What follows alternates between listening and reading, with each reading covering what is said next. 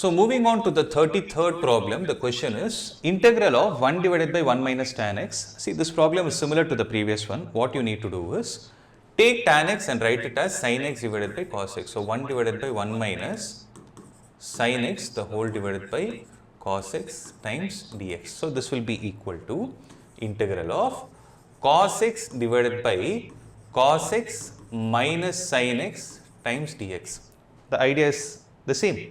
You need to replicate the numerator similar to the denominator. So you need a minus sin x. So for you to have a minus sin x, you need to subtract and add a minus sin x.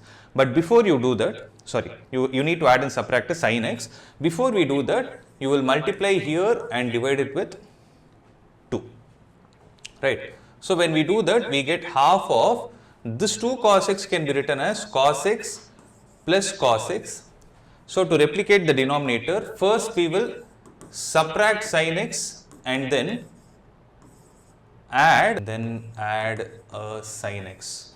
The whole divided by, it is going to be cos x minus sin x, and you have a dx here and you have an integral here. Now observe, this cos x minus sin x can be taken as one term and cos x plus sin x can be taken as an other term. So having said that, so if you observe, cos x minus sin x divided by cos x minus sin x is going to give you 1. So half into integral of 1 times dx plus you will be left out with integral of cos x plus sin x the whole divided by cos x minus sin x times dx. Right. So applying the logic which we did in this previous problem, it is like half of, you will have integral of dx as x plus, for this cos x plus sin x, what we will do is we will take the denominator as t, right. So when we take the denominator as t, let me show you what happens. So it will become cos x plus sin x the whole divided by cos x minus sin x times dx. So the idea is, let me take this as 1.